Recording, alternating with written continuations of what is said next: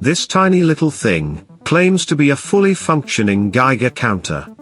We have tested key fob type radiation detectors before, with mixed results.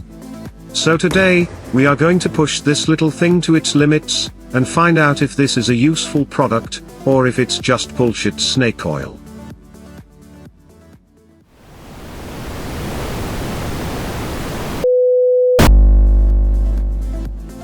I'm going to be completely honest, when this company, called Wekos, first contacted us about reviewing the product, initially we completely blanked them. You see, this was a bloody Kickstarter project, and we are not into helping people scam our viewers out of their hard-earned money. But, when we dug into this a bit more, we realized that this German company had totally screwed up their Kickstarter business strategy. It appears they broke the golden rule, and did something unthinkable. You see, they actually delivered the product to their backers. I know, it's a very strange business strategy to adopt, but ho-hum. So, we took a chance, and agreed to review this device. Today, we are going to compare this to another similar-sized device, and we are going to test it with a number of radioactive check sources. We are going to look at the manufacturer's claims and we will check how it really performs. There is little point buying a Geiger counter that cannot detect radiation. Obviously, nobody would make a radiation detector that just doesn't work. We are also going to tear this little thing down, and see exactly how it works. Only after we have done all of this can we figure out if this thing is worth the money. We were sent this device for free, but that doesn't mean we are going to be pulling any punches. Right, let's crack on with it.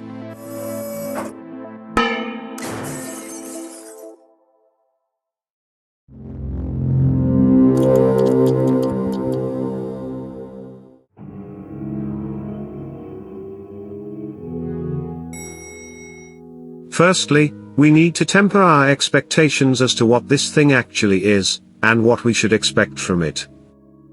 At the heart of this device is a Geiger Muller tube. This is the actual raw radiation sensor, and obviously, in such a small device, it can only have a very tiny Geiger Muller tube. Clearly, we can expect the sensitivity to be lower than for comparable products that have much larger tubes. When we see a standard-sized Geiger counter next to this little thing, it's actually rather comical. You would be right to wonder if this product even works at all. I mean, can you really replace this with one of these? Or replace this with this? Or even something like this with one of those? So, let's be realistic and say what it isn't. This most certainly isn't some kind of sensitive site survey meter that is used by professionals. This isn't a gamma-ray spectrometer, nor is it an ion chamber detector, it is just a basic Geiger counter, but really bloody small. The Geiger Muller tube in this device is sensitive to gamma rays, beta particles and X-rays. This is actually the same as most Geiger counters, to be honest, but we need to be realistic about how sensitive this is likely to be, when compared to a more normal-sized, cheap radiation detector. I do have to say though, there is something highly attractive about this little product. My human assistant has 3 children, and all of them have asked if they can have one of these little things. They have all previously used radiation detectors for themselves, they have even been scrumping for radioactive rocks, in a disused uranium mine, so this is not the first time they have come across equipment like this. They all mentioned that their school bags would look an awful lot better with one of these attached. This is not a device you can just waft over your food and expect to know if it is safe. In fact, none of the devices we own are anywhere near sensitive enough for that type of testing. Even with a reasonable gamma-ray spectrometer, this would require measurements over hours to be able to detect the tiny amounts of contamination that you need to worry about when you put something inside your body by consuming it. Anyway, back to the DOZE device. It is supplied with a nice rubber boot and a lanyard. The silicon rubber cover has the curious effect of making it look a bit like the better Geiger S2 product, but a sort of mini-me version. Anyway, let's get on and test this thing, and find out if it is a real product, or just a rather expensive novelty key fob.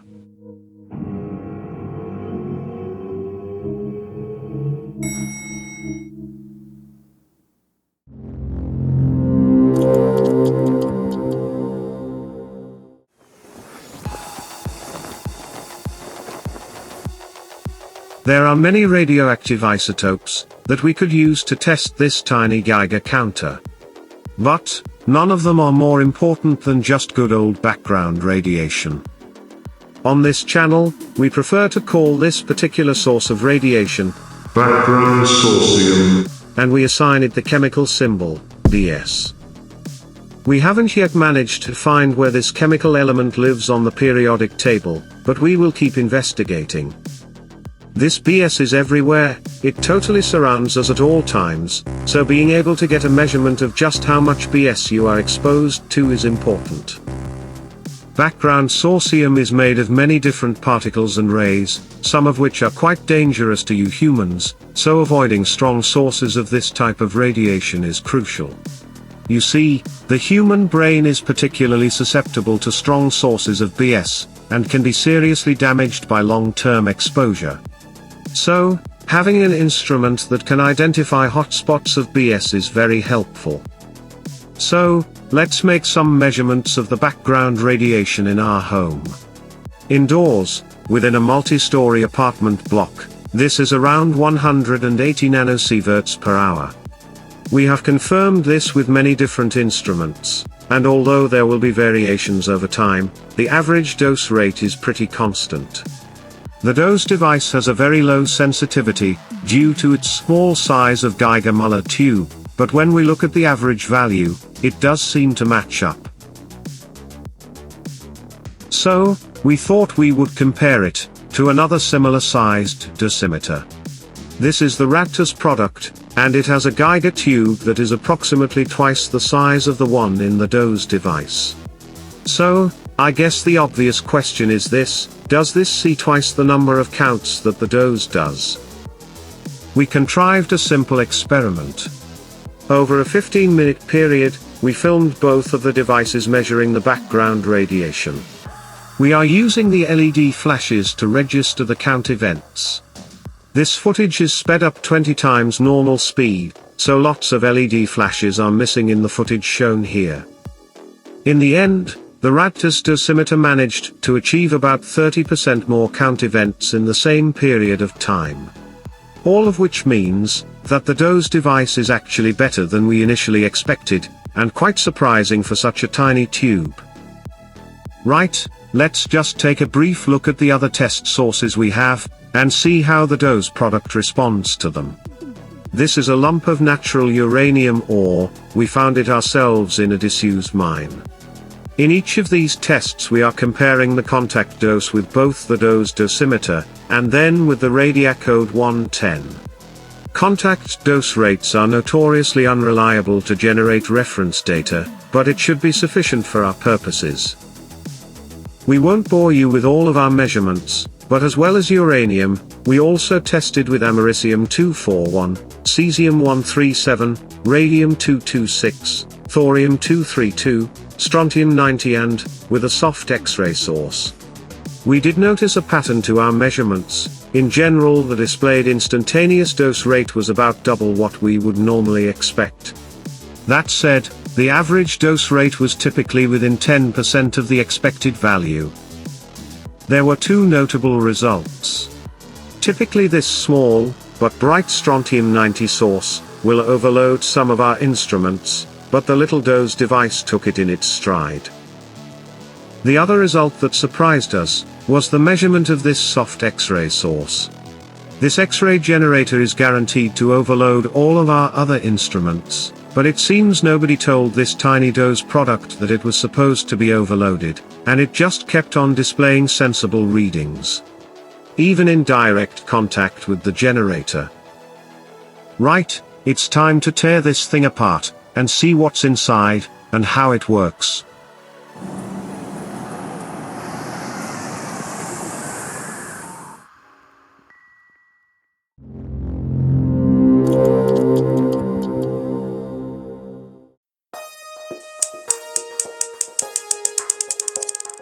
Okay, let's see what's inside this thing. The first thing to note is that the printed circuit board has been conformal coated, and in this case, with a decent thickness. It is nice to see products that have at least a basic level of protection from the elements. This is a monochrome OLED display, it's clear and easy to read, even in sunlight. This is the Geiger Muller tube. It is the J707, and is probably the smallest one we have ever seen. Despite its tiny size, it is clearly functional. Next, we have a really retro component, a 555 timer IC. To say that this thing is old school, is an understatement, it has been around almost as long as my human assistant. This one is a slightly more modern take on the standard, platform heels and flares wearing original version. This one is a CMOS type and is designed for low power operation. This is the oscillator that is used to drive the high voltage power supply for the GM tube. Essentially it is just allowing the MCU to be switched into standby mode, between detection events, thus saving system power. Here are the 3 keys, and the buzzer that makes the particle sounds. Flipping the board over and looking at the back of the PCB, we can see the MCU. This is an Atmel MCU, it isn't the most modern, or the most advanced MCU that could be used in this application. But clearly it serves its purpose, despite not having the low power modes that support PWM outputs for the high voltage power supply. Here are the battery charger circuits, and here is the pulse shaper, for turning Geiger tube events into something the MCU can work with. This is the power switch. It's nice to see a real on-off switch these days, it removes the need for a reset button. This section is the high voltage power supply, this generates the 400 volts that the Geiger Muller tube needs to operate. If we zoom down, next to the GM tube, we can see the LED that gives those distinctive orange flashes that accompany particle count events. And then there is this, which is a bit of a shitty aspect of this design. This is the cathode lead of the GM tube, and when particle events occur, this might have a few tens of volts on it. I know the board is conformal coated, but this wire really should be properly insulated. And, that is basically it. In truth, there really isn't very much inside this thing. Hi, post-production Arthur here. I just realized that I missed something important, the battery. The DOZE has a 400 mAh rechargeable battery, and with the sound, LED and display turned off, it will last around 6 months between charging. Anyway, back to the video.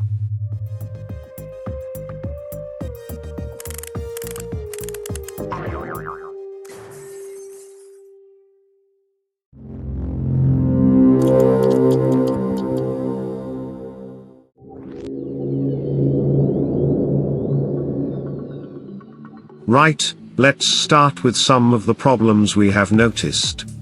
While we do like this tiny little Geiger counter, there are some cosmetic issues from the manufacturing, that we hope that the company gets around to fixing.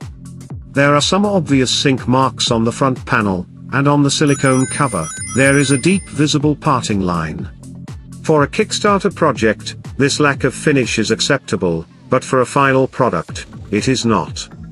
Let's hope the tooling for the product is already being updated and refined. We really like the look and feel of this product, but for us, there is just something missing. If the hardware was upgraded to include a Bluetooth low energy data connection, the usefulness of the product could be increased by an order of magnitude. Data like dose rate can be presented in a more intuitive way, hotspots can be mapped and raw data can be converted into real advice. Besides which, an app is a great way to keep close to your customers. I think the first thing that everyone notices about this device, is that it looks pretty bloody cool. The design elements like having the Geiger Muller tube visible, and the particle flashes are both appealing and unique. So, the question has to be asked, who is this product aimed at? The company themselves have repeatedly mentioned airline pilots, which makes perfect sense. But really, this is a useful device for people that regularly use air travel, or in fact anyone that is just curious about what levels of radiation their daily lives expose them to. Right, let's talk about the price. This isn't the cheapest Geiger counter out there for sure. The DOZE product costs nearly €120. This is a bit more expensive than the advertised product, but then that device doesn't have a display. But it is way cheaper than the bloody Nuke Alert, which doesn't actually work at all, and is an obvious scam. Should anyone want to buy a DOZE dosimeter, the company is offering our viewers a 10% discount coupon, for 2 weeks from the release of this video. Link and details are in the video description. So there you have it, the Wekos DOZE compact dosimeter. Anyway, that's all we have for you today. We hope you enjoyed our little video, or at least found some parts of it interesting. If you got this far in our video, then hopefully you can also help out with the care and feeding of YouTube's evil algorithm. And besides which, those like and subscribe buttons are not going to press themselves. We don't have any sponsors, nor are we looking for any either. At least this way, we can say what we want, and we can pick and choose the subjects we actually want to cover. If you have any ideas for topics you want us to look into, please drop them into the comments. We do read all the comments, and even reply to most of them. This is a hobby channel, so we don't have a lot of resources with which to make these videos.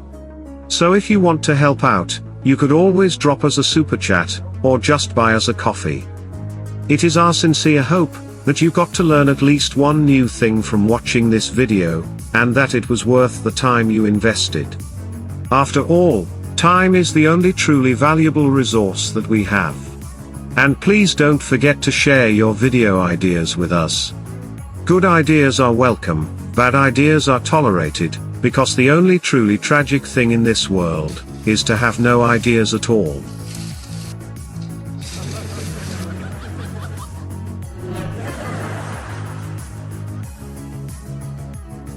And next, perhaps you want to watch one of these marvelous videos.